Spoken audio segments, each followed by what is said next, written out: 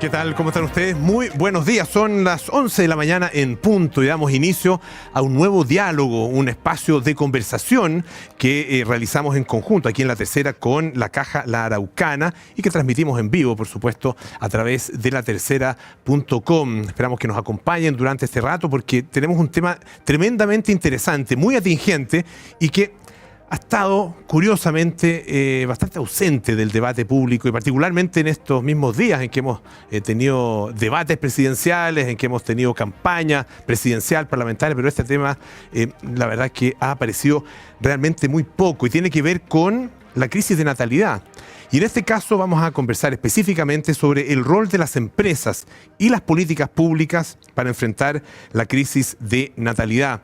Ustedes saben que es una crisis que se expresa en un número que a esta altura impresiona cada año que lo conocemos. El año 2023 la tasa de fecundidad era de 1,16, es decir, cada mujer, digamos, tenía en promedio en su vida fértil 1,16 hijos. Suena raro decirlo así, pero esa es la tasa de fecundidad, ¿no es cierto?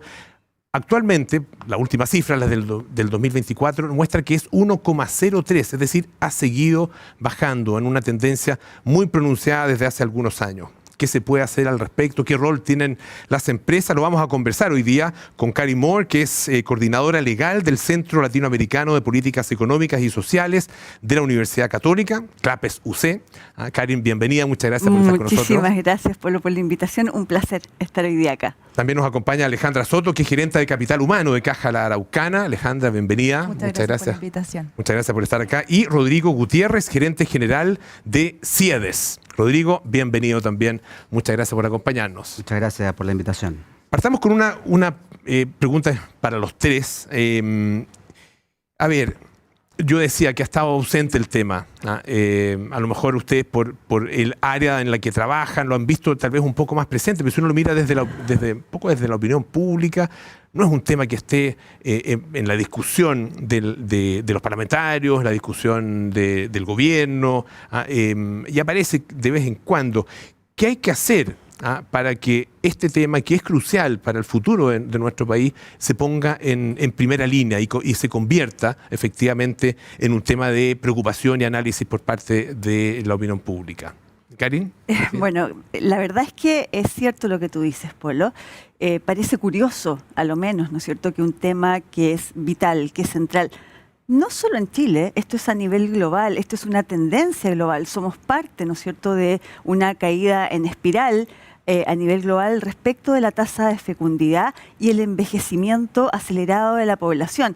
Entonces, a nivel global estamos caminando hacia una crisis grave en lo que tiene que ver con lo demográfico, ¿no es cierto? Y parece raro que esto no haya sido la discusión probablemente en los debates. Solo se entiende esta ausencia de un tema tan importante considerando que tenemos otros temas aún más urgentes para la ciudadanía. Me refiero a la seguridad, me refiero al crecimiento económico, me refiero puntualmente a la crisis de empleo. Entonces, cuando las personas están luchando por obtener un trabajo, conversar, plantear dentro de la conversación, ¿no es cierto?, el además agregar la carga de formar familia, de tener más hijos, parece no solo poco atractivo en lo político, sino que un tema más bien para la academia, para el Congreso, para las políticas públicas de largo plazo. No tenemos la visión de la urgencia, pues lo vemos como algo que se va a dar solo en el futuro. Y esa es probablemente la razón, en mi opinión, de por qué no ha estado presente en el debate. ¿Qué se puede hacer para que efectivamente esté presente, Rodrigo? Sí, comentar que este es un fenómeno de largo aliento, es un fenómeno que se da en el mediano y largo plazo. Como tú decías, tú comentabas las últimas cifras de natalidad, pero la verdad es que este es un fenómeno que venimos arrastrando hace décadas. Quisiera plantear de inmediato algunas cifras para contextualizar la problemática. En 1960 la tasa de natalidad en Chile era de 5,5 hijos por mujer en edad fértil, es decir, entre 15 y 49 años. Pues bien, ese número se redujo a 2,1 en el año 2000, es decir, a comienzos de este siglo, hace 25 años atrás. Conviene agregar además que 2,1 es la tasa de reemplazo poblacional, es decir, la cantidad de hijos que tendría que tener una mujer para que la población se mantenga en volumen. Y dicho eso, lo que ha pasado durante este siglo es que esa tasa se ha reducido, la más reciente que tenemos conocimiento, a 1,03 hijos por mujer. Es decir, prácticamente un hijo por mujer. ¿Qué es lo que está detrás de esto? Son fenómenos que, como digo, se dan en el largo plazo, tienen que ver, en particular en el caso chileno, desde el año 2000 a la fecha, con el éxito de las políticas de prevención del embarazo adolescente. Es decir, mucho de lo que explicaba la cantidad de hijos que tenían las mujeres hasta el año 2000 tenía que ver con el embarazo adolescente. Hoy día eso es prácticamente cero, lo cual es una buena noticia. Y un segundo componente que explica la caída de la tasa de natalidad tiene que ver con la postergación del embarazo por parte de las mujeres, básicamente como respuesta a priorizar la vida personal, el desarrollo laboral, profesional y otros aspectos distintos que tienen que ver con su realización personal, junto sumado a un conjunto de otras variables de orden socioeconómicas y culturales que han hecho que la decisión de tener hijos haya ido quedando relegada y siendo menos priorizada.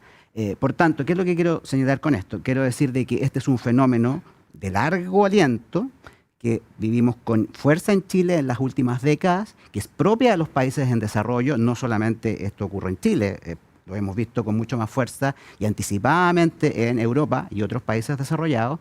Y que en definitiva, dado que es un fenómeno de largo aliento, y con esto conecto con tu pregunta inicial en torno a por qué esto parece no ser prioritario en el día a día o en los debates más bien de corto aliento, como podrían ser los procesos de elección presidencial, tienen justamente que ver con que las políticas públicas que se requieren para enfrentar esta problemática son justamente también de largo aliento y que muchas veces, por tanto, requieren de una visión de más largo plazo, visiones de Estado, y que por lo demás en general creo que tienden a ser motivo de convergencia en el análisis y no de diferenciación política a la hora también de una campaña electoral, donde surgen con mucha más fuerza los aspectos que tienen que ver con las prioridades y las urgencias que vive la población en el presente.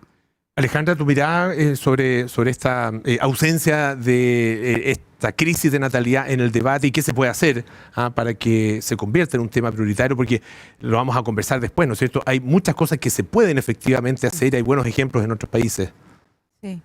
Sí, llama la atención que no sea un tema relevante o que no haya estado más presente en la discusión pública, porque efectivamente es un tema que nos atañe a todos, a la sociedad en su conjunto, y que pone en jaque de alguna manera la sostenibilidad del modelo social hoy día y cómo va a evolucionar, particularmente en el mundo del mercado laboral, el impacto que va a tener el hecho de que haya menos personas que vayan ingresando al mundo laboral y que esta misma fuerza laboral se vaya envejeciendo en el tiempo.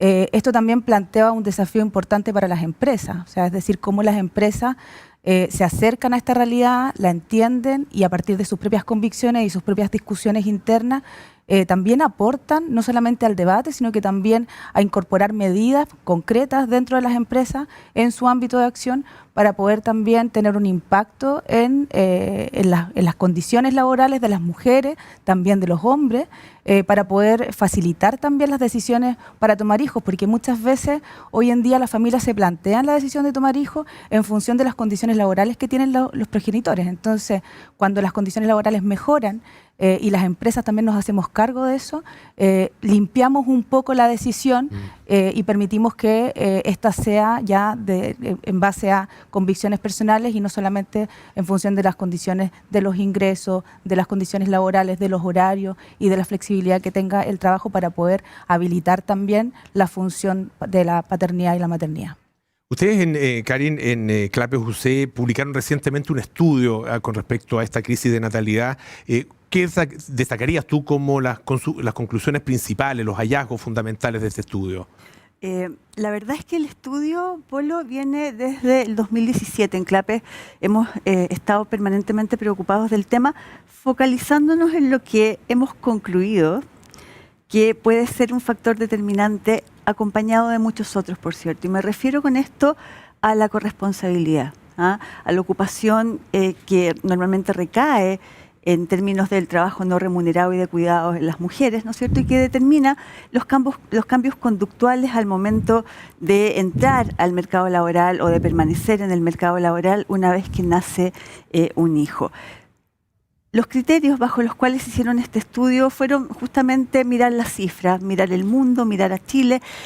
Hay factores económicos en juego, ¿no es cierto?, que son una clave determinante en esto, el alto costo de tener un hijo, que está enmarcado en altos costos de vivienda para las parejas que deciden formar familia, ¿no es cierto?, los altos costos de educación, los altos costos de seguridad, los altos costos de salud. Todo eso está en la ecuación al momento de resolver si tengo un hijo o no. Luego hay un elemento institucional muy importante, y es que tenemos una legislación muy rígida en lo laboral, en lo que se refiere a pensiones también, tomando una edad muy tardía de jubilación, que eso también pega, ¿no es cierto?, respecto de la planificación futura de las parejas. Pero hay un elemento aún más grave, y es que la legislación laboral está construida estructuralmente tomando la ausencia de corresponsabilidad como un dato. Entonces, todo lo que tiene que ver con la maternidad y las cargas familiares están entregadas a las mujeres. Entonces, las mujeres pasan a ser quienes tienen el problema de tener los hijos. No la sociedad, no la pareja. Y esto, por supuesto, que cambia el clivaje. Y en tercer lugar, ¿no es cierto?, está el que esta rigidez legislativa también se encuentra con que no hay una integralidad respecto de las medidas adoptadas para facilitar la vida laboral y la conciliación con la vida familiar. Entonces, todas estas medidas dispersas en distintos cuerpos legales no tienen una mirada holística que facilite a las empresas, a las instituciones, a quienes finalmente tienen que contratar a mujeres, ¿no es cierto?, a pensar esto no como como un problema de las mujeres, sino que como derechos del niño. Y pensar en los fueros, en los permisos vinculados al cuidado de ese niño como algo que corresponde al trabajador y a la trabajadora, padres de ese niño. Bueno, y finalmente con esto cierro el elemento cultural. Toma mucho tiempo el cambio cultural. Nosotros hemos visto en las nuevas generaciones que hay una tendencia a incorporar con más profundidad la corresponsabilidad, hacerse cargo, ¿no es cierto?, de un cambio en la dinámica al interior de las parejas, pero eso que parece, ¿no es cierto?, un cambio auspicioso, choca con los datos cuando tú, por ejemplo, miras las cifras y te encuentras con que un 2% de los trabajadores se han tomado el permiso postnatal que les entrega la ley. Entonces tú dices, claro, hay a lo mejor un cambio de comportamiento al interior del hogar, pero esto no se traduce en un cambio al interior de la vida laboral. Entonces son estos tres elementos fundamentalmente. Por cierto, el estudio incorpora muchísimo más que esto y pasamos también a sugerir medidas, pero los invito a leerlo más bien. No, ya vamos a entrar en eso también, en los ejemplos internacionales que están presentes también en el estudio. Rodrigo, a tu juicio, ¿cuáles son, tomando un poco la descripción que hace Karin, las motivaciones para no tener o tener pocos hijos? Sí, bueno, es una realidad, ¿verdad? La tasa de natalidad es un hijo por mujer, eso nos dicen los datos, es la evidencia. Y detrás de eso, y dejando de lado esta buena noticia en términos de la casi eliminación del embarazo adolescente, y por lo tanto dando como explicación fundamental la postergación del embarazo por parte de las mujeres, habría que señalar primero de que esa postergación, que usualmente ocurría a edades más tempranas, digámoslo, entre los 20 y los 30, la medida que se posterga por sobre los 30, también reduce la ventana de tiempo y oportunidad para tener un segundo o un tercer hijo. Claro. O sea, hay una cuestión también de espacio temporal que deriva producto de una decisión inicial de postergar esa decisión del embarazo. Ahora bien, ¿qué es lo que determina aquello? Bueno, son sin duda un conjunto de aspectos o decisiones que tienen que ver con costos de oportunidad. Tiene que ver con el tener que renunciar total o parcialmente al desarrollo personal, laboral, profesional, pero también respecto de la evaluación que se hace en torno a los costos de tener hijos. Y efectivamente tener hijos hoy en día en Chile cuesta dinero. Hay algunos estudios también que se han hecho públicos recientemente que dan una cifra referencial promedio, ¿cierto? Pero es un hecho concreto y todos podríamos palpar en la vivencia individual de cada uno de que los costos de vivienda aumentan, los costos de salud aumentan, los costos de educación aumentan, pero también otros costos que tienen que ver con la recreación, la movilización, etcétera, y una serie de vestuarios, etcétera, que son varios ítems que en definitiva se ven incrementados y que por lo tanto entran en esta decisión de las mujeres y o de las familias para postergar esa decisión de tener hijos. Ahora, hay una parte de la explicación. Ahora, otra reflexión que uno puede hacer en torno a esto es cómo esto se evidencia en la sociedad como un todo.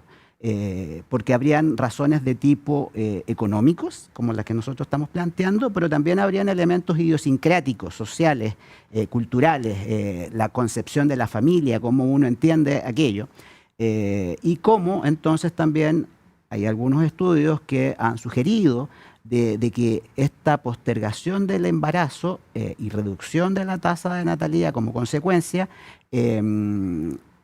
no es homogénea en la sociedad. Es decir, en estratos más acomodados de altos ingresos habría una mayor percepción de que habría una mayor pérdida o un mayor costo de oportunidad por tener hijos en términos de que eso implicaría sacrificar estatus social o acceso a un nivel de vida al cual se vería sacrificado porque efectivamente ahí los colegios y la educación es más cara, la salud es más cara, etcétera. Cuestión que no estaría presente en los niveles de ingresos menores, donde esos costos no son incorporados como tal y donde todavía existiría algún apego a valores culturales tradicionales de la familia, donde no importa, vamos todos juntos como familia, pero de esto no habría una evidencia todavía muy concluyente, quiero decirlo, pero es lo que estaría hoy día explicando esto que tú me preguntas, que por qué hoy día existen menos hijos o no se tienen hijos derechamente. Alejandra, hablábamos y lo mencionaba tanto Karin como Rodrigo, el tema del cambio cultural o la necesidad de cambio cultural. Y quería preguntarte específicamente en términos de la corresponsabilidad. ¿Qué se puede hacer efectivamente y cómo las empresas pueden aportar en ese sentido? Sí. Es bien brutal lo normalizado que tenemos a nivel de sociedad, que cuando se enferma un hijo, cuando se enferma un familiar, cuando hay alguien con condición de discapacidad, adultos mayores, es normalmente la mujer la que asume esas labores de cuidado. Y es un tema que también se está discutiendo a nivel mundial, la economía de cuidado, un tema que está súper atingente también a nivel de políticas públicas a nivel mundial. Entonces, cuando existe esa normalización tan profunda y tan estructural, estamos hablando de una cultura que tiene esto incorporado y arraigado en su centro. Los cambios culturales son tremendamente lentos, lo mencionaba Karin, y no es rápido generar estos cambios en la sociedad. Por lo tanto, de nuevo, las empresas sí cumplimos un rol muy importante porque si bien los cambios culturales dentro de las empresas también requieren sus tiempos, no es algo que se haga muy rápido, el espacio en el que tú tienes para gestionar esa cultura y gestionar la transformación cultural está mucho más acotado. Por lo tanto, las empresas que en base a sus convicciones determinen que este es un tema relevante para ellos y lo quieran incorporar en la transformación cultural, deben incorporar medidas que habiliten también la corresponsabilidad dentro de las empresas. Por ejemplo, en concreto, en el caso de la Araucana, nosotros a partir del año 2024 extendimos el postnatal paternal, es decir, el postnatal masculino, a un mes. Como también comentó Karin, es un beneficio legal, 5 días hábiles. 5 días hábiles que son obligatorios. Que son obligatorios, ¿no pero que no siempre los hombres se lo toman. Y es bien curioso eso. ¿Y eso se extendió en el caso de la Araucana a un mes? En el caso de la Araucana nosotros lo extendimos a un mes y le dimos la posibilidad a todos los hombres padres que pudieran estar un mes en sus casas, por supuesto que con todos los beneficios que esto conlleva, y que se desconectaran completamente del trabajo. En un principio nos costó un poco, nos llamó la atención que tuvimos que contactar a estas personas y decirle, tienes el beneficio total, o sea, te puedes desconectar 100%, no es necesario que estés pendiente del correo o de la llamada telefónica. A lo mejor no quería estar en la casa. Yo creo que les cuesta asumir que van a estar un mes fuera del trabajo, pero una vez que lo hacen, y esto es bien impactante, porque una vez que se toman el beneficio, nuestra experiencia es que lo agradecen profundamente. O sea, ellos de verdad viven una experiencia estando en sus casas, con sus parejas, con sus niños recién nacidos, acompañando también ese proceso que no es menor y viviéndolo muy de cerca y por lo tanto después los testimonios que nos llegan de las personas que han vivido este beneficio son bien impactantes. Entonces, ¿cómo hacer para que el tema cultural se vaya instalando de a poquito? Yo creo que las empresas ahí podemos hacer mucho. Otro ejemplo que también es bien concreto, pero es la Sala Cuna Universal. Es un proyecto que hoy día está en el Congreso en discusión, no ha avanzado, y las empresas podemos también explorar, incorporar la Sala Cuna Universal desde las medidas internas. Entonces, son medidas muy concretas que las empresas hoy día pueden empezar a implementar para facilitar y habilitar ese cambio cultural necesario. Cari, tú querías aportar en esto. Complementar lo que estaba diciendo también Alejandra desde la experiencia real de las organizaciones y las empresas. Todos hemos dicho en algún momento este viejo y conocido dicho, ¿no es cierto?, de que los niños vienen cuando nacen, que vienen con la marraqueta debajo del brazo. Y la verdad es que esto es así. Pero es así normalmente para los padres trabajadores. ¿Por qué? Porque hay un cambio cultural. Ese trabajador se transforma en alguien que va por más salario, que va por el ascenso, que pelea las oportunidades, versus la trabajadora que acaba de ser madre, que lo único que quiere es prolongar el tiempo con ese niño o niña que acaba de nacer. Entonces es lógico, primero por elementos naturales, pero después esto se perpetúa. Un niño pequeño necesita un adulto presente. Y normalmente, por un tema cultural, ese adulto presente habitualmente es la mujer. Las mujeres en Latinoamérica, incluso en Europa continental, son las grandes cuidadoras. ¿De acuerdo? En Chile es así. Entonces, ¿qué significa eso laboralmente? Esa mujer, lejos de tener la marraqueta, ¿no es cierto?, por flexibilidad, renuncia a salario, renuncia a oportunidades laborales, ofrecen puestos y, que no me vean, no estoy acá, ¿sí? Yo quiero cuidar a mi hijo y si me ofrecen este nuevo cargo, ¿qué hago? Ausencia de corresponsabilidad de nuevo. Esto no es igual, ¿no es cierto? Y culturalmente está todos estos sesgos presentes que hacen que incluso que empresas proactivas, que organizaciones proactivas, choquen con nuestra cultura, nuestra forma de vivir la maternidad o paternidad. Rodrigo, tú querías también aportar. Sí, yo quería complementar, porque ha ido decantando naturalmente en la conversación de que habría una suerte de colisión, ¿verdad?, entre el tener hijos y la posibilidad de desarrollarse laboral y profesionalmente. Claro.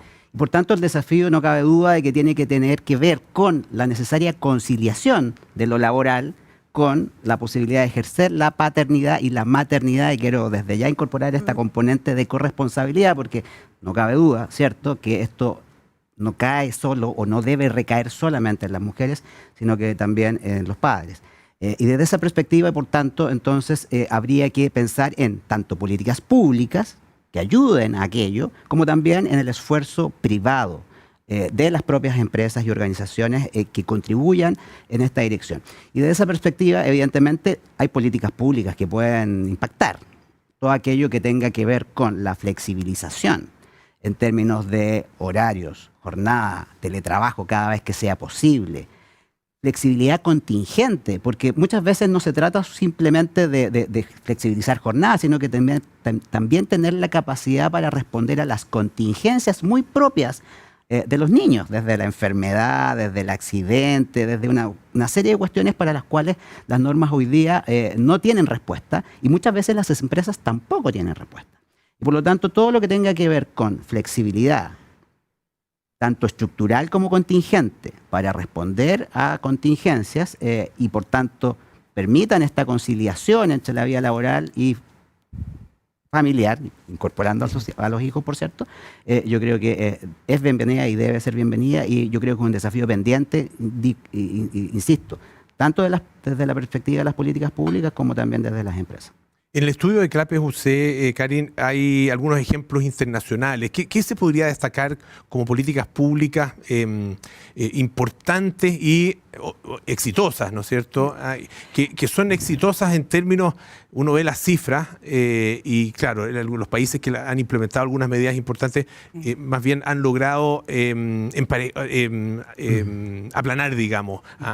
No logran con fuerza subir el número de hijos por mujer, pero sí por lo menos se aplana esta disminución. Han tenido un repunte alguna. Sí, efectivamente miramos, como es lógico, ¿no es cierto?, el escenario internacional y encontramos realidades que son fascinantes desde los datos, ¿no es cierto? Está el caso de Portugal, está el caso de Islandia y de Finlandia. Todos estos países han trabajado el tema del fomento de la tasa de fecundidad de manera holística. Me parece que eso es muy probablemente la clave. Estado involucrado, tomando esto como una política de Estado prioritaria, esencial en el desarrollo de esas naciones. Por lo tanto, ese Estado se ha comprometido no solo con los incentivos en términos económicos, que los hay, por cierto, desde financiamiento de postnatal, desde la presencia previa, ¿no es cierto?, al parto, incluso incentivando a las parejas a solicitar, por ejemplo, kit, así casi como un baby shower anticipado por parte del Estado para los hijos, en el caso de Portugal, hasta hacer que todos los periodos de cuidado del niño postnatales sean equitativamente compartidos.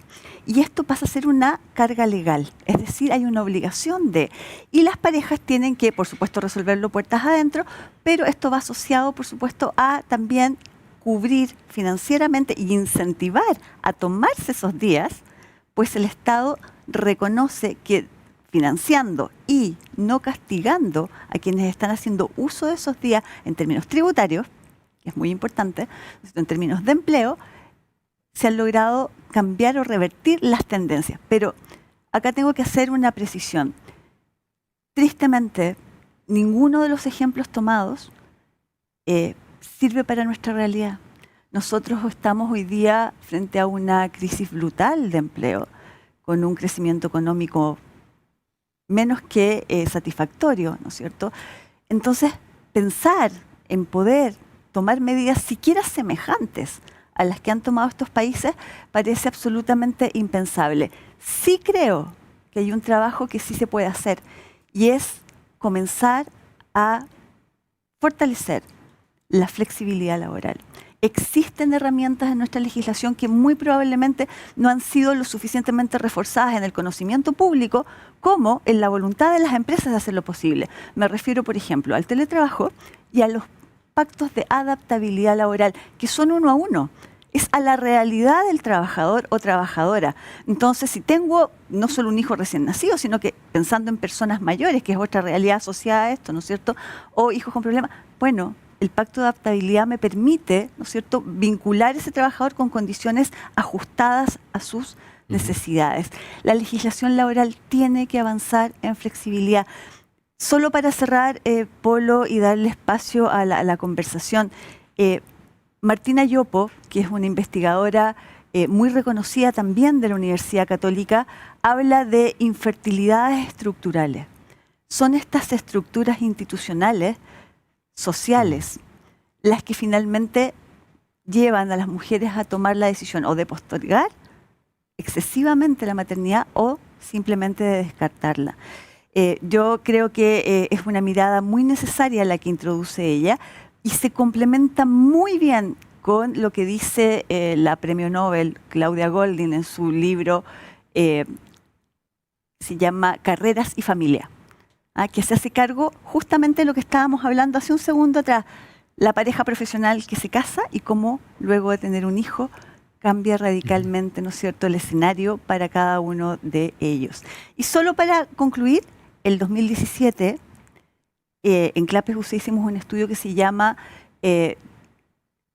Corresponsabilidad en la agenda laboral y introdujimos el concepto de corresponsabilidad con conciliación corresponsable, que es fundamental. ¿Sí? Alejandra, A ver, claro, se está produciendo este fenómeno de baja de la natalidad y al mismo tiempo, es obvio, ¿no es cierto?, un envejecimiento de la población.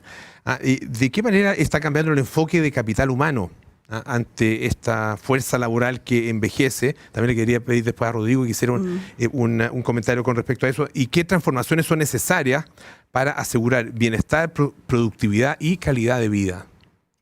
Hoy en día las áreas de capital humano, de recursos humanos en general, estamos desafiadas por distintos elementos. El envejecimiento de la población, efectivamente las bajas tasas de natalidad, también la irrupción de nuevas tecnologías, la inteligencia artificial, la necesidad de contar con equipos diversos, etcétera. Por lo tanto, el área de recursos humanos hoy se está posicionando como un aliado estratégico del negocio, porque es un área que hoy en día es capaz de identificar posibles y potenciales riesgos que pueden ser mitigados a través de medidas como las que hemos conversado acá de corresponsabilidad o de conciliación de la vida familiar, laboral y personal. Entonces, hay una responsabilidad hoy en día de las áreas de recursos humanos de, primero que todo, relevar estos temas a nivel ejecutivo, o sea, las mesas directivas, levantar los temas y darle la importancia y la criticidad que tienen y el impacto potencial que estos elementos también pueden tener eventualmente en el negocio. Y también solicitar apoyo desde las mesas directivas para poder contar con recursos, para poder implementar estas medidas y poder complementar las políticas públicas y movilizar también desde lo interno en las áreas, en las empresas, todos los cambios sociales que es necesario impulsar. Entonces, el cambio de foco de las áreas de recursos humanos es tremendamente estratégico. Es decir, pasan a ser un área que anticipa riesgos, un área que levanta problemáticas y que las resuelve o plantea al menos propuestas para irlas resolviendo, y eso requiere que también que estemos muy conectadas con las necesidades y la realidad que tienen las empresas, no solamente en términos de la industria, el entorno en el que se desenvuelve, las condiciones financieras y también la fuerza de trabajo con la que cuentan para poder evaluar cuáles son las mejores medidas en función de la realidad propia de cada empresa. Rodrigo, hay un comentario con respecto a eso. ¿Qué está pasando en el mercado laboral? Y entiendo que hay particularmente, ICEDES hizo un estudio al respecto en el área de la construcción, ¿no es cierto? A donde se ve efectivamente un impacto ya de la falta de trabajadores jóvenes. Así es. Bueno, cuando uno habla y conversa sobre esta crisis de natalidad, ¿verdad? Como se titula, entiendo, este conversatorio, uno inevitablemente tiende a combinar esa problemática con la problemática completa del cambio demográfico, que involucra también el envejecimiento acelerado de la población.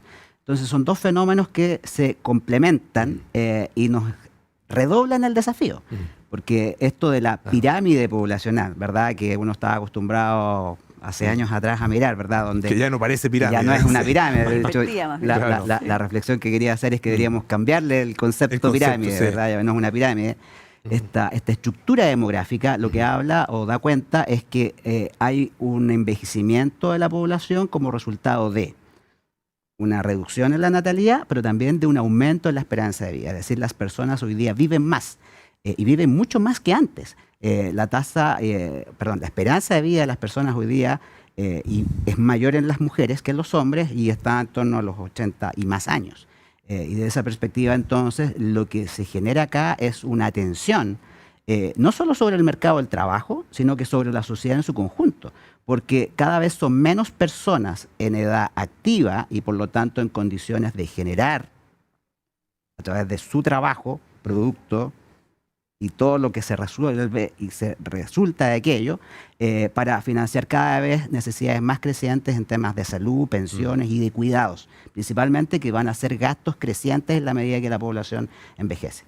Entonces, esas son problemáticas que hoy día tienen que ver con manifestaciones que ya se están dando con cierta urgencia y que si no hacemos algo hoy día respecto a este fenómeno, como digo, que se viene acumulando desde las últimas décadas, efectivamente vamos a enfrentar una crisis que puede traducirse también en crisis de carácter social y política futuras en un tiempo no muy lejano. Y yo creo que eso es algo que quizá el sistema político debiera también ir incorporando y priorizando también en términos de, como planteas tú en la pregunta inicial, porque esto no está presente aparentemente en el debate político, inclusive más contingente o electoral reciente que hemos visto.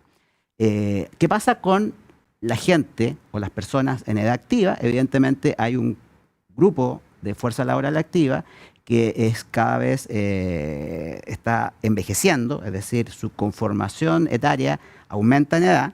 Eso golpea a distintas industrias, particularmente en el día de hoy se ha dado a conocer, ya hace algunos días en realidad, un estudio que hemos hecho en meses pasados en CIEDES a propósito de qué ocurre en los trabajadores de la construcción. Y efectivamente ahí se observa un envejecimiento de la población y por lo tanto de los trabajadores que trabajan en la industria, y eso conlleva una serie de complejidades que tienen que ver con la tecnologización también de los procesos productivos, con la dificultad para contar con mano de obra en condiciones físicas, ¿verdad? Para desempeñar también trabajos que tienen una necesidad de despliegue físico algunas veces mayor, la necesidad también de contar con mano de obra calificada, muchas veces con el acceso a mano de obra que involucra también aumentos en los costos de la construcción y de la vivienda, con todos los otros efectos que sabemos que tiene también en la economía en su conjunto. Claro, y que de hecho eso en alguna medida también repercute en el problema que estamos conversando, porque comprar para familias jóvenes, familias que están empezando hoy día, parece completamente imposible comprar una vivienda. Arrendar ya es tremendamente difícil para una persona joven sola. En general tiene que juntarse con otras personas o arrendar en pareja, pero por lo menos sumar 2 ingresos, ¿no es cierto?, para poder lograrlo. Karin, te quería preguntar, a ver, tú mencionabas este concepto, ¿no es cierto?, de Martina Yopo. Sí, las infertilidades estructurales. Infertilidades estructurales. Sí. Esas infertilidades estructurales además son, por decirlo de esta manera, tienen cara de mujer. Caen especialmente, ¿no es cierto?, sobre la mujer. ¿Qué hay que hacer para emparejar esa cancha? Que pareciera ser también una medida indispensable para que podamos hablar en una situación donde se puedan aplicar efectivamente políticas públicas eficientes, ¿no es cierto?, que logren resultados. La verdad, Polo, es que me parece que después de haber estudiado bastante el tema, muy probablemente las verdaderas soluciones vienen de la mano del cambio cultural. Tenemos una sociedad que celebra el Día de la Madre, pero la realidad es que no la respaldamos. Y no la respaldamos porque no tenemos un trato amable con la maternidad y con todo lo que eso involucra, con el hacer familia. Y obviamente que tiene cara de mujer porque somos las mujeres las que tenemos los hijos, ¿no es cierto? Por cierto, que ojalá siempre sea eso con la adecuada presencia paterna. Mira, volviendo a los conceptos centrales de quienes están detrás de las infertilidades estructurales, de la economista destacada en el premio Nobel, ¿no es cierto?, Claudia Goldin. El cambio en la legislación es central. La flexibilidad en la legislación es un punto básico para el apoyo a la maternidad.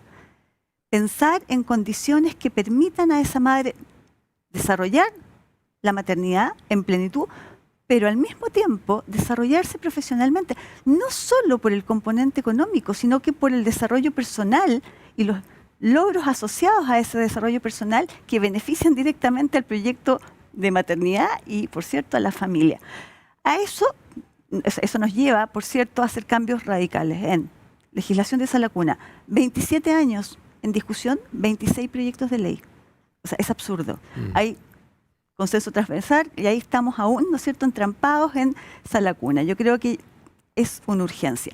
Segundo, hay muchos mecanismos legales que se pueden incorporar. Nosotros proponemos en este documento, y lo proponíamos ya el 2017 en la Agenda para la Corresponsabilidad, los permisos compensables, por ejemplo. A lo mejor a mí no me interesa que me paguen la hora extraordinaria. A lo mejor yo quiero que esa hora extraordinaria que yo trabajé, esa hora extra, ¿no es cierto?, me la den en tiempo para cuando yo lo requiera, por ejemplo, ¿no es cierto?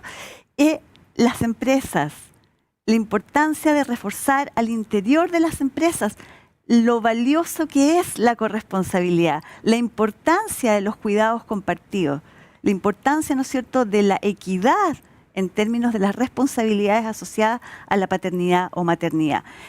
Además de eso, creemos que es fundamental, ¿no es cierto?, legislar con responsabilidad.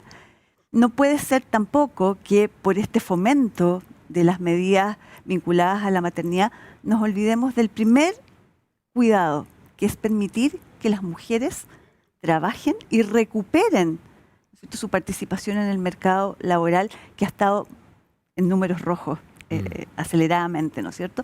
¿Por qué? Porque una mujer trabajando cambia la realidad de una familia y tiene, está de más decirlo, pero también es importante recordarlo, un impacto tremendo en el PIB de un país. Claro, y hay muchas personas, y Rodrigo, te quería preguntar un poco con respecto a eso, que consideran que volver a crecer de manera importante, digamos, con mayores cifras y de una manera sostenible en el tiempo, implica necesariamente un aumento de la participación laboral femenina. ¿Cómo lograrlo? Sí, por cierto, yo quería, antes de ir a esa respuesta particular, reaccionar a lo que decía Karin recién. Estoy plenamente de acuerdo en que es importante avanzar en legislación que permita la corresponsabilidad, la conciliación laboral y familiar, pero yo creo que, y dada la experiencia que tú mismo acabas de recordar en torno a Sala Cuna Universal, que en todo caso entiendo que ayer tuvo un avance. Sí. El Senado al menos. Es un proyecto que viene hace 3 años y efectivamente en los últimos 20 años se han tramitado más de 20 iniciativas legales. Este es el que parece que más ha ido avanzando. Este es un proyecto que se ingresó en enero del 2022, si no me equivoco. Perdón que te interrumpa ahí, que hay, entiendo, bastante confianza en que va a poder salir dentro de esta legislatura, dentro de este gobierno por lo menos. No hay tanta confianza. O sea, con esta experiencia que hemos tenido en 20 años, permítanme ser escéptico, okay, pero sí podríamos reconocer de que hay una nota optimista. Sí, por ser. Pero convengamos de que hay consensos, digamos, en la importancia de avanzar. Sí. Pero la evidencia ha demostrado, ¿verdad?, que es difícil llegar a acuerdos en los aspectos técnicos de los proyectos, ya sea el financiamiento o respecto de qué es lo que se financia y cuáles son las restricciones o las especificaciones de lo que finalmente se puede financiar a través de estos nuevos mecanismos. Y dada esa dificultad y dada la experiencia que tenemos, la reflexión que yo hago es, si bien es importante avanzar en cambios legales, como no hemos podido avanzar, yo creo que la responsabilidad hoy día recae en el sector privado. Yo creo que las empresas, las organizaciones, las entidades de bienestar como Caja de Compensación, yo creo que son claves. Avancemos, se puede avanzar. Las empresas pueden hacer cosas en la medida que tienen conciencia. Cuando hablamos del cambio cultural, yo creo que las empresas son las responsables de liderar ese proceso de cambio cultural porque las comprometen en sí mismas en su relación con sus trabajadores. Es a través de esa manera en que se consigue mayor compromiso, mayor productividad a cambio probablemente y en definitiva un win-win que favorece a la sociedad en su conjunto. Me parece eso que era importante decirlo. Sí, queda pendiente la otra respuesta, pero le quería pedir a Alejandro, porque esto fue prácticamente una catarsis. Bueno, en parte sí, pero también una interpelación a la empresa. Alejandra, ¿cómo hablamos y hemos mencionado el rol de la empresa, tú dabas algunos ejemplos? ¿Qué más se puede hacer? Se puede hacer mucho, particularmente en este ámbito, yo diría que hay 3 líneas en las que las empresas pueden avanzar muy concretamente. La primera, y lo mencionaba también Karin, es la línea de la flexibilidad laboral. Hoy en día el marco legal permite llegar a acuerdos individualmente con el trabajador, pero también a través de medidas colectivas, es decir, a través de los sindicatos, a través de los representantes de los trabajadores, y por lo tanto se pueden habilitar distintos esquemas. Nosotros, para dar ejemplos concretos en la Araucana, hemos avanzado en 2 líneas. Primero, manteniendo el teletrabajo, el trabajo híbrido que tenemos en el mundo de Casa Matriz, donde los cargos, por la naturaleza de las funciones, se permite hacer teletrabajo. Y no hemos retrocedido en eso. Muchas empresas han retrocedido hoy en día en los esquemas de teletrabajo o han ido disminuyendo los días de teletrabajo y aumentando los días presenciales. La presencialidad es muy importante en términos también culturales de vinculación humana, etcétera, y es algo que también está bien estudiado, pero creo que tenemos que mantener el esfuerzo de dar esta flexibilidad a las personas para que puedan gestionar sus jornadas laborales. Entonces, flexibilidad laboral es un tema. Y no solamente a través del teletrabajo, también se puede hacer a través de turnos, a través de ingresos desfasados. Otra cosa que nosotros también implementamos, y para dar ejemplos concretos, fue el ingreso diferido para aquellos cargos que por la naturaleza de las funciones no califican para el teletrabajo. Tú puedes permitir que las personas ingresen más tarde, salgan más tarde, o ingresen más temprano y salgan más temprano, entonces puedan ir a dejar a sus hijos en la mañana, puedan salir más tarde, o puedan entrar más temprano y llegar a la casa a hacer las tareas con los niños en la tarde, y eso también tiene un tremendo valor. Flexibilidad laboral. Lo segundo en lo que podemos avanzar las empresas, y deberíamos avanzar las empresas, es lo que hemos conversado de corresponsabilidad.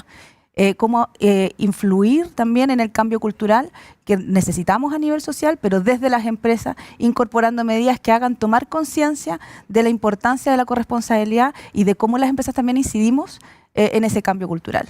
Y lo tercero, yo te diría, que no lo hemos conversado, pero que también es muy importante, es avanzar en bienestar, en medidas de bienestar que permitan que las personas que enfrentan situaciones familiares, personales, y que inevitablemente tienen un impacto en cómo llegan al trabajo, porque esto de que el trabajador es trabajador mientras está en la empresa y después como que sale y deja de ser trabajador y entra a su mundo personal, la verdad es que ese límite es muy fino.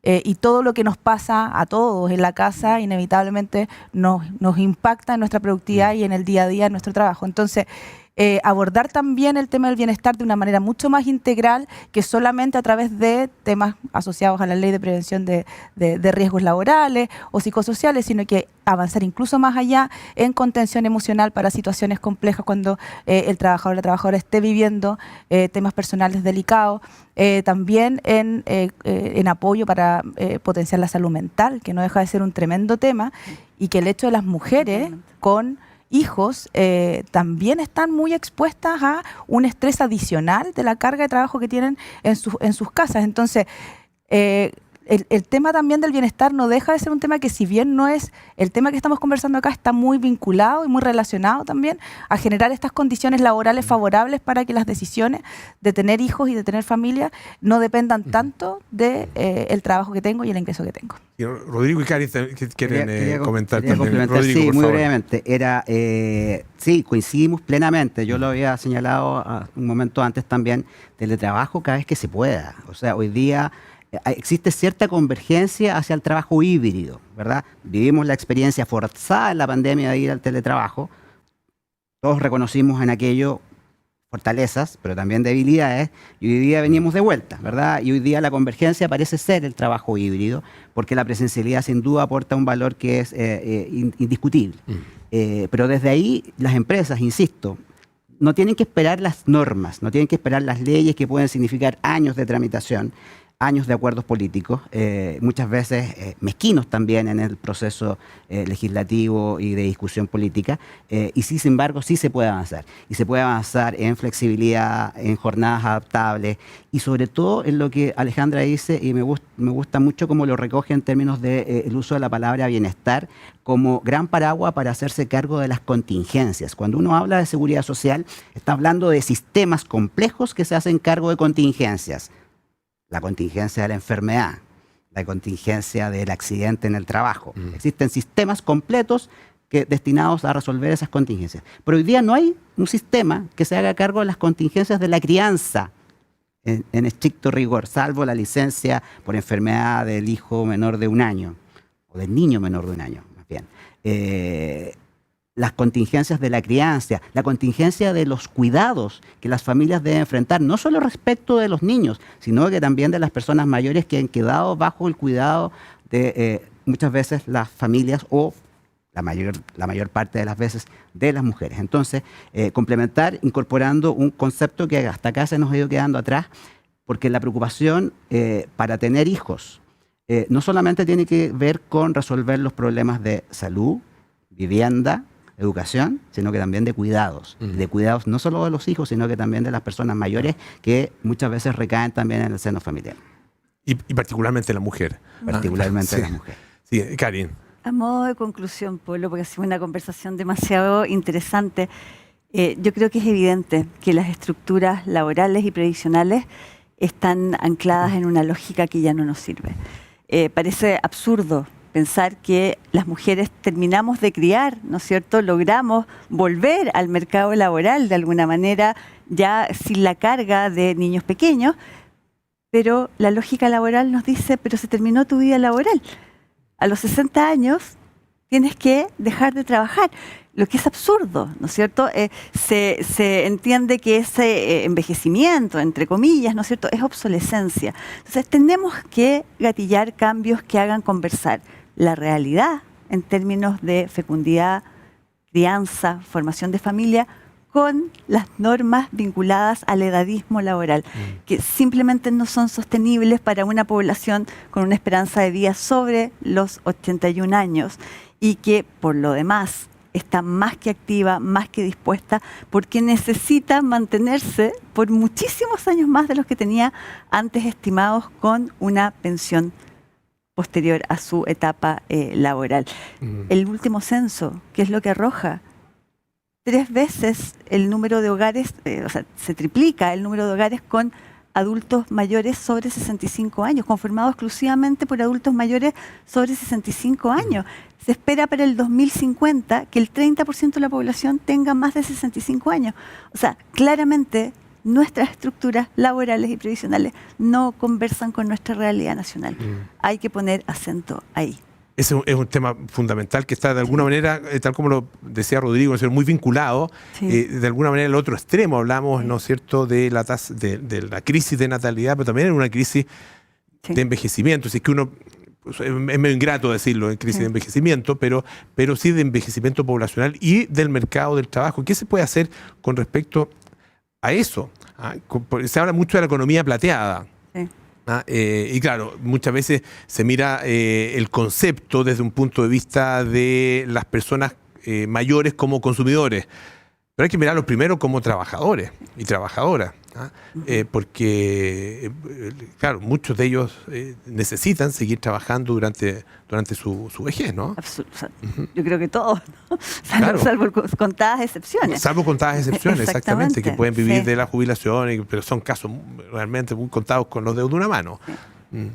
¿Qué se puede hacer con respecto a eso para mirar también la realidad a la que nos vamos a enfrentar sí o sí? Porque con lo que hemos hablado, generar un cambio cultural, aumentar la tasa de natalidad, sí, se podría lograr con buenas medidas, pero va a tomar tiempo. Y mientras tanto estamos envejeciendo. ¿Sí, Rodrigo? Sí, bueno, señalar primero de que las políticas que puedan estar orientadas a frenar la caída de la tasa de natalidad, yo creo que también hay que regular expectativas al respecto. O sea, yo creo que mi aproximación es que con suerte vamos a poder frenar la caída en la tasa de natalidad. En ningún caso revertirla, parece difícil.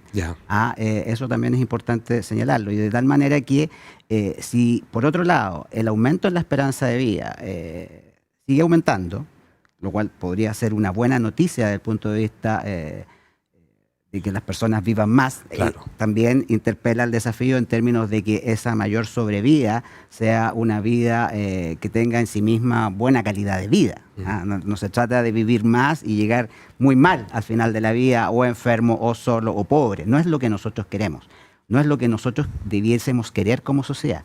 Y en tal sentido los desafíos son múltiples. Está muy vinculado también con el tema de las pensiones. Hoy día, ¿verdad? Una de las cosas que no deja de sorprender, desde el punto de vista de quienes miramos esto con o intentamos verlo con una mirada más sistémica y técnica, es cómo, en definitiva, desde el mundo político, esto no haya implicado en la reciente reforma de pensiones la aprobación de una revisión al menos de lo que es la edad legal mínima de retiro para las personas que hoy día recién ingresan al mercado del trabajo. O sea, uno podría entender de que esta es una medida impopular, por cierto, que no gana votos y que evidentemente no genera ningún incentivo a la legislatura actual a votar aquello. Pero si uno realmente mira esto en perspectiva de mediano y largo plazo, uno debiera también ser capaz de plantear una reforma que permita ajustar la edad legal de retiro, por lo menos para las personas que nacieron entre el año 90 y el 2000, personas que recién están ingresando en el trabajo y que van a sufrir los efectos de esa medida en 30, 40 años más. O sea, eso es algo básico que sin embargo no ocurrió. Nos parece que eso es importante. Nos parece que en todo caso la evidencia ha venido demostrando de que las personas hoy día se retiran por sobre la edad legal de jubilación, los hombres en torno a los 66 años, las mujeres al 61 y fracción, lo cual demuestra que esto podría explicarse por dos razones fundamentales. Una, por la necesidad de mantener un nivel de ingreso y aumentar los saldos de ahorro para financiar sus futuras pensiones, pero también por la legítima decisión de querer mantenerse activos. Claro. O sea, hoy día las personas a los 60 años están plenamente activos, tienen experiencia, tienen competencias acumuladas a lo largo de toda la vida y tienen mucho más que aportar a la sociedad. Y por lo tanto, hay distintas miradas. Una mirada que tiene que ver con el envejecimiento activo, es decir, cómo nosotros somos capaces de construir una vida después de los 60 con salud, con bienestar y también todo lo que deriva de aquello en torno a lo que tú dices y referencias como economía plateada, que es una aproximación, yo creo que un poquito más pequeña de lo sistémico, porque más bien refiere al mercado, ¿verdad?, de productos y servicios orientados a un segmento creciente, que en todo caso, y la cifra ahí que se repite con frecuencia, es que al 2050, con las proyecciones demográficas que hoy día tenemos, un tercio de la población en Chile tendrá más de 60 años, lo cual es motivo de preocupación y debe ser motivo de preocupación hoy. Alejandra, sí, con respecto a esta realidad, ¿no es cierto? Ustedes desde la Caja de Compensación, además desde la Araucana, tienen un poco una visión privilegiada para saber lo que está pasando en la sociedad. Y respecto al envejecimiento de la población, nuestro segmento de pensionados es todo un tema de cómo abordar las necesidades hoy en día de la gente mayor y ofrecer soluciones sociales. Pero también quería comentar respecto a la fuerza laboral plateada, senior, hay distintos conceptos. Cómo también les damos las herramientas para que logren incorporar nuevas competencias. ¿Ya? Las empresas hoy en día están incorporando nuevas tecnologías, la inteligencia artificial está irrumpiendo con mucha fuerza, y cómo logramos entregar también condiciones y herramientas para que estas personas puedan continuar trabajando si es que así lo desean. Porque tal como decía Rodrigo, muchos teniendo la edad de jubilación no lo hacen porque además están plenamente vigentes. Mi papá tiene 75 años, trabaja y está perfecto, o sea, está en condiciones perfectas para seguir ejerciendo. Entonces, también creo que tenemos que plantearnos el apoyo a ese segmento y a esa fuerza laboral que tiene ganas de seguir aportando, que tiene ganas de seguir trabajando y que van a requerir ciertos cambios y ciertos reskilling para poder adaptarse al nuevo entorno laboral al que se van a enfrentar hoy en día. ¿Karin? En la misma línea, yo creo que los extremos tienen muchas cosas comunes, ¿no es cierto? Y creo que acá es fundamental para incorporarlos o mantenerlos en la vida laboral, que por cierto creo que va directamente asociado al bienestar en salud. Mantenerse activos, sentirse útiles.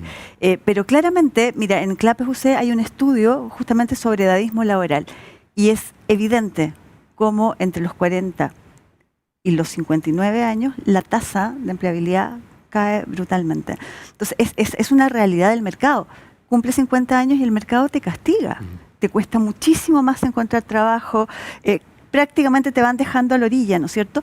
Y eso ha obligado a lo que muy bien dice Alejandra, a estar permanentemente aprendiendo, este aprendizaje que no termina nunca, ¿no es cierto?, de largo aliento, pero también creo que es fundamental generar conciencia a nivel empresarial, institucional, del valor de la trayectoria, de la experiencia, por sobre las competencias de juventud. Solo un dato que es cruel, pero se hizo en España, puntualmente en el País Vasco, un estudio que mide respecto de una red social, LinkedIn, el perfil para el mismo cargo, las mismas competencias y más o menos muy semejante de un profesional entre 35 y 40 años y uno sobre los 50. Las veces que se abre o que se pincha el perfil de la persona más joven, triplica a las veces que se pincha el perfil de una persona sobre 50 años, pese a la trayectoria, competencias que pueda tener o los semejantes que puedan ser. Entonces, hay también un tema de cambio cultural, por eso que digo que en estos extremos tenemos demasiados elementos comunes. Karin Moore, que es coordinadora legal de CLAPES UC, Alejandra Soto, gerente de Capital Humano de Caja La Araucana, y Rodrigo Gutiérrez, gerente general de CIEDES. A los tres, muchísimas gracias por habernos acompañado esta mañana. Muy interesante conversación la que hemos tenido. Y gracias a todos ustedes que nos han acompañado también a través de latercera.com.